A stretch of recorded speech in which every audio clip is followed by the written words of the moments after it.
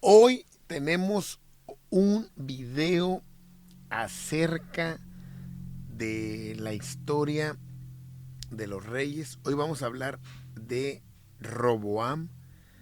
Hemos estado hablando de Jeroboam. Acuérdense que ellos han sido unos reyes que estuvieron contemporáneos. Roboam trabajando en el reino de Judá, en Jerusalén. Jeroboam en Siquem, en el reino de Israel. Y hablamos de algunas cosas que le fueron pasando a Roboam de aquel lado. Y hoy hablaremos de este lado del reino. O sea, mientras pasaban unas cosas allá, acá pasaban otras, ¿no? En Crónicas están estas narraciones. Crónicas 11, también en Reyes, podemos ver en 14, en el capítulo 14. Y yo las voy hablando simultáneas de una manera cronológica según los eventos. Entonces, Roboam, aquel hijo famoso de Salomón, habitó entonces en Jerusalén, ahí era la ciudad, y edificó ciudades para poner fuerte a Judá, Belém, Etam, Tecoa, Adulán, muchas ciudades que fueron fortificadas, que estaban reforzadas, y había en ellos capitanes y había en ellos provisiones, vino, aceite, para que estuvieran entonces todas las fronteras fortificadas para cualquier ataque, tanto civil como foráneo, ¿no? Entonces, en todas las ciudades que había escudos, lanzas y estaban en gran manera pues protegidos y estaban pues buscando la manera de estar ellos bien dispuestos para la batalla. Entonces Jerusalén fue la capital y él fortaleció todos estos lugares porque por ahí era vulnerable, ¿no? Y tomó Roboam por mujer a Maalat, hija de Jerimot, hijo de David, esa fue su mujer. Después tomó a Maca, hija de Absalón, la cual le dio a luz a Abías, que de ahí iba a salir el rey que lo iba a continuar este trabajo que Dios le dio a la tribu de Judá, ¿no? Tomó pues más mujeres y concubinas, tomó muchas, porque ese era el ejemplo de su padre Salomón, y entonces tuvo muchos hijos también, y su primogénito pues que lo escoge de Maca para ser el futuro rey, ¿no? Podemos ver entonces cómo va trabajando a la par un pueblo de Judá que se están tratando de adecuar a lo de Dios, y un Israel que está totalmente desbocado, corrompido. Y dice la isla que puso Roboam a Abías, hijo de Maca, por jefe y príncipe de sus hermanos, porque quería hacerle rey. Entonces, por encima de toda lo cultural, por encima de todo lo esperado, pone no a su primogénito, sino a otro por jefe para ir encaminándolo al liderazgo del reino, ¿no? Obró sagazmente Roboam. Me gusta cómo la Biblia te va contando lo que pasa en Israel y lo que pasa en Judá, qué pasaba con sus reyes. Esparció a todos sus hijos por todas las tierras de Judá y de Benjamín, y por todas las ciudades fortificadas, y les dio provisiones en abundancia y muchas mujeres. O sea, fue muy astuto porque armó su plan en el reino. Al estar esparcidos sus hijos por todos lados, tendría ojos y oídos, manos, pies, en todos lados eran los jefes, y les dio de todo, mujeres para que disfrutaran de la vida en el libertinaje, muchas provisiones, de todo, porque estaban confiando en ellos y sus estrategias. Y Judá hizo lo malo ante los ojos de Jehová, y le enojaron más que todo lo que sus padres habían hecho en sus pecados que cometieron. Miren, Jeroboam llevó a Israel a muy altos índices de desvío más que nadie. Y Roboam hizo lo mismo. Es decir, vemos dos facciones de este pueblo en total decadencia, viviendo de una manera denigrante. Entonces todo el reino de Judá desviado de los planes de Dios, y Dios se molestó contra ellos. Estaban llevando la historia más mal que nunca. Estábamos leyendo cómo en el otro video Jeroboam pues se le muere un hijo. Dios va a desarraigar su generación, su descendencia, disfraza a su mujer. Y acá ellos también en Judá haciendo todos los pecados como nunca. Ese tiempo vivimos de desenfreno, tipo de anarquía en el que todos hacemos lo que queremos, hablando de los planes y los propósitos de Dios. Ellos también se edificaron lugares altos. Jeroboam tenía pues el pretexto de decir que ellos no podían ir a adorar allá a Jerusalén, pero Judá no tenía el pretexto porque ahí estaba todo. Levantaron estatuas, imágenes de acera en todo collado alto y debajo de todo árbol frondoso, porque para ellos acera era la abundancia, ¿no? O sea, desviaron totalmente lo de Dios. Se cuidaron de que no los atacaran los enemigos, pero no se cuidaron de sus adoraciones ni de sus ritos paganos. No se cuidaron de sus dioses, no se cuidaron de sus hábitos, los imitaron, así como también Israel. Entonces empezaron a adorar en estos lugares y olvidaron los que Dios había escogido para su adoración. Se olvidaron que ellos eran la imagen de Dios e hicieron imágenes. Adoptaron la diosa de los fenicios, de Astoret, eran talladas en troncos. Una cosa terrible que está viviendo el pueblo en el siglo X antes de Cristo. Hubo también sodomitas en la tierra. Permitieron el libertinaje sexual, la homosexualidad, el lesbianismo. Todo eso adoptaron dioses. Hicieron conforme a todas las abominaciones de las naciones que Jehová había echado delante de ellos. O sea, se habían ido los habitantes, pero las prácticas se habían quedado. Cuando dice abominaciones, el hebreo dice cosas asquerosas para Dios, ¿no? No son cosas solo como malas o como, no, asquerosas para Dios. La libertad sexual, lo cual estaba penadísimo por Dios y que no debe ser practicado en el pueblo de Dios, ni antes ni ahora. Tenemos que tener cuidado con eso. Entonces, cuando Roboam había consolidado el reino, dejó la ley de Jehová y todo Israel con él. O sea, ¿cuántas veces que llegamos a la iglesia, al camino de Dios, estamos muy pegados a ella y nos vamos olvidando de ella? Y actuamos por costumbre, porque ya sabemos, por experiencia, pero cuando nos sentimos consolidados es un gran peligro. Cuando el predicador se siente ya seguro, el maestro de sus clases, el consejero de sus consejos, puede olvidarse de Dios y de la ley de Dios. Entonces, cuando Roboam se consolidó, dejó la ley y todo su pueblo con él. Entonces, es algo terrible porque eh, obedeció a Dios en un tiempo, cuando lo necesitó, cuando estaba débil, cuando no se había consolidado. Mientras necesitó, sí, y así trabajamos muchos. Cuando buscamos a Dios, cuando lo necesitamos, cuando hay problemas, enfermedades, necesidades. Pero ya nomás nos consolidamos, es decir, estamos fuertes y nos olvidamos de Dios. Y cuando nos olvidamos de Dios, agárrate, porque viene la debacle, la derrota. Y por cuanto se había rebelado contra Jehová, en el quinto año del rey Roboam, subió Sisac, rey de Egipto, contra Jerusalén. O sea, ya tenían 5 años en el reino Roboam y Dios permitió una invasión. Sisac, rey de Egipto, contra Jerusalén, habían sido fieles unos años, como 3, estuvieron bien, pero empezaron a pecar contra Dios.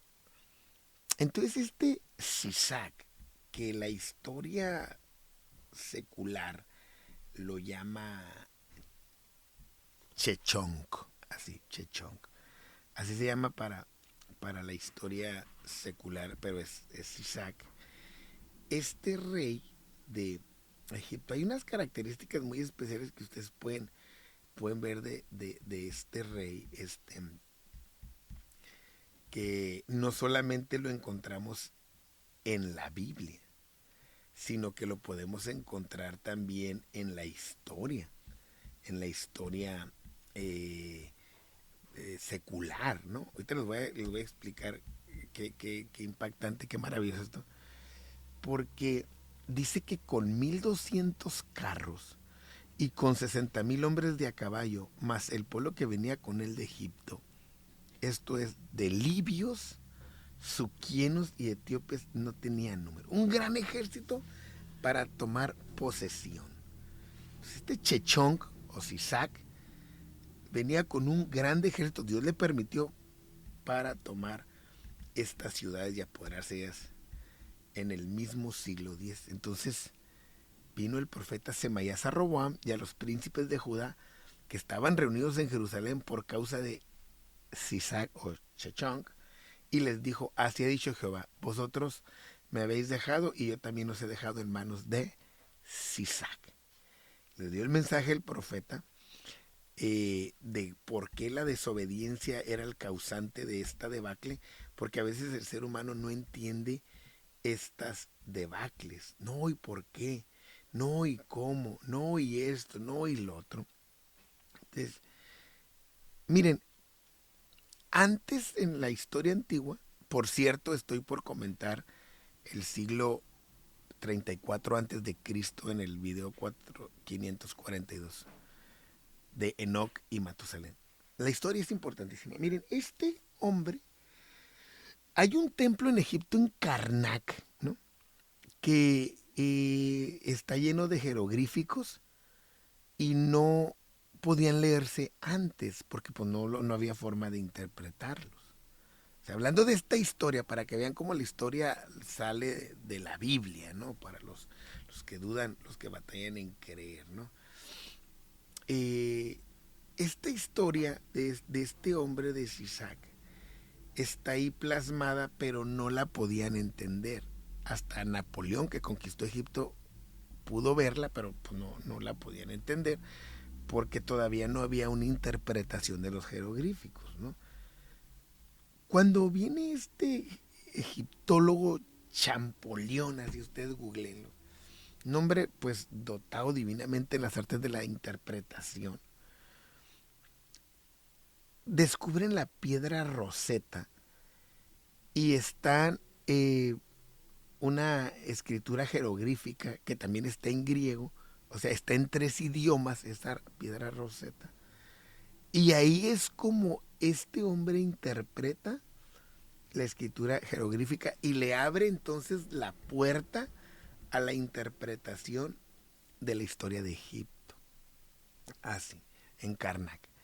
Entonces ahí es donde se narra en esos muros del templo que este Chechonk o este Sisac fue y derrotó las ciudades cananeas o de Israel.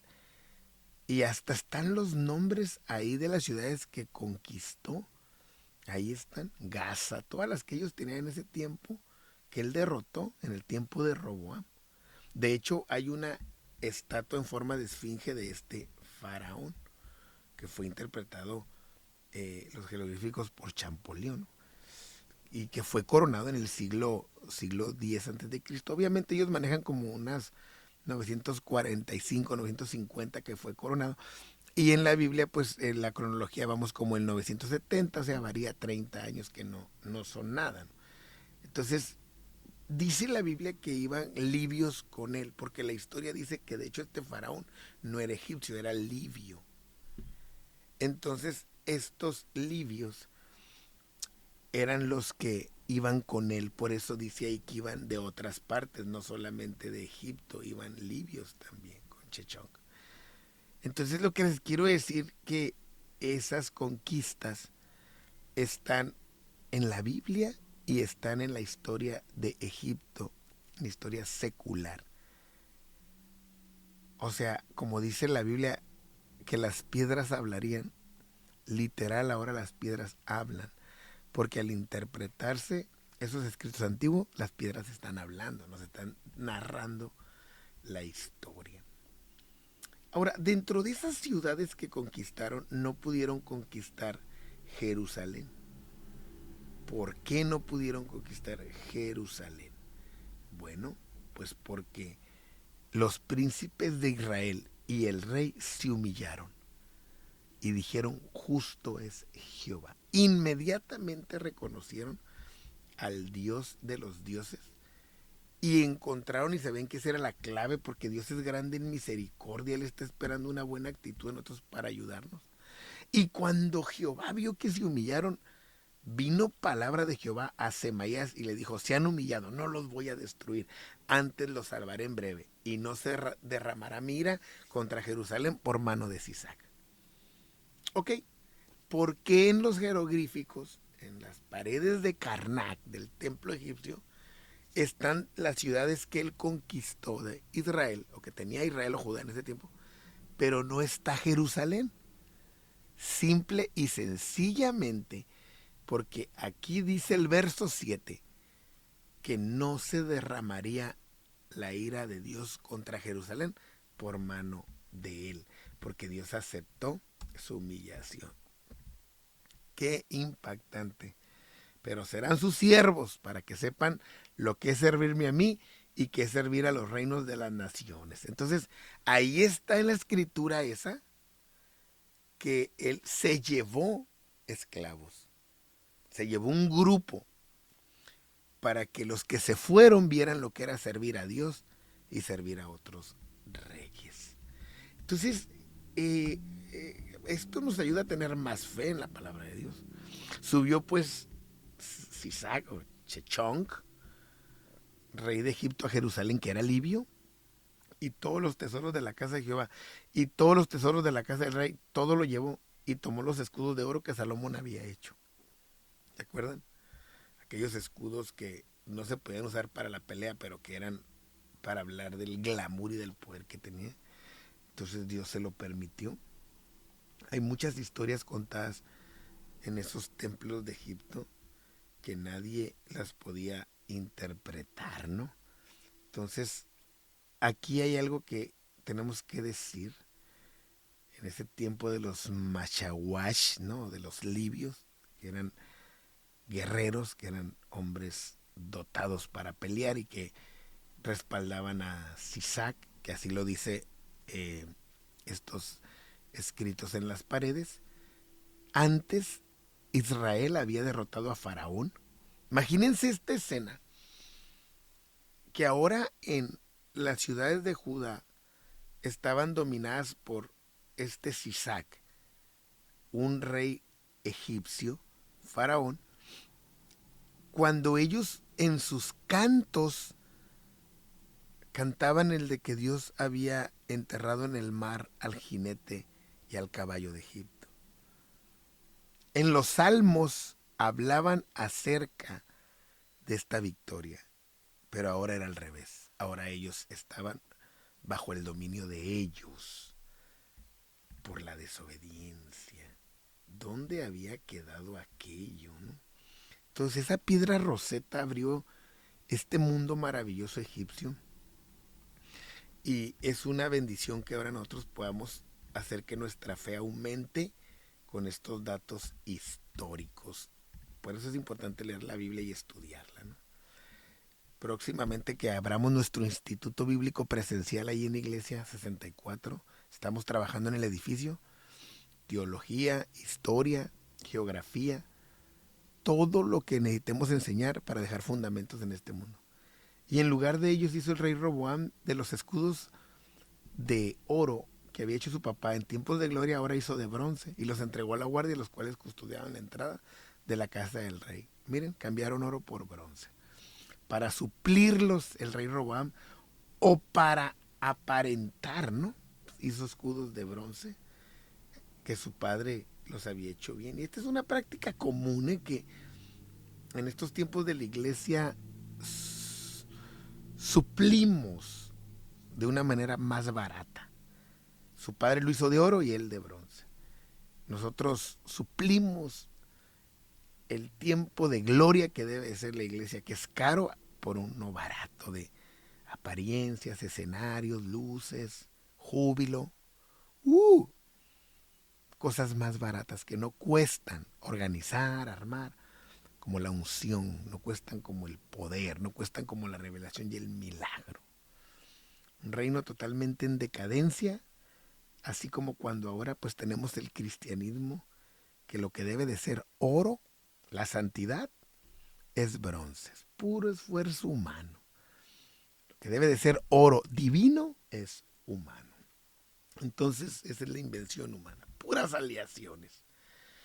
Cuando el rey iba a la casa de Jehová, venían los de la guardia y los llevaban, y después los volvían a las cámaras de la guardia. O sea, era pura apariencia del reino.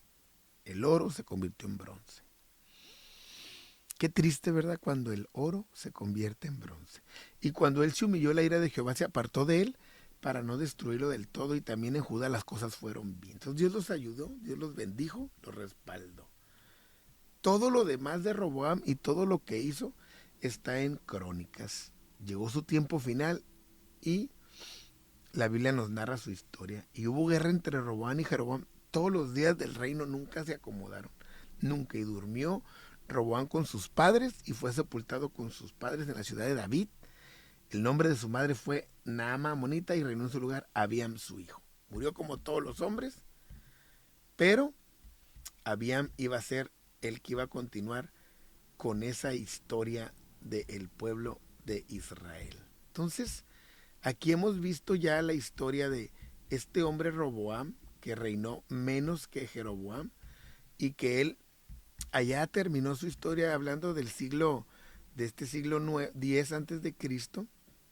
Allá terminó su historia por el 958, cuando Jeroboam todavía llevaba 18 años reinando sobre Israel. Espero que estos videos sean de bendición, que te ayuden en la historia, en todo lo que estamos aprendiendo, porque nos estamos preparando para llegar a la serie de el ministerio del profeta Elías. Bendiciones para todos, gracias por seguir este canal y sigamos compartiendo para que pueda llegar a más personas la palabra poderosísima.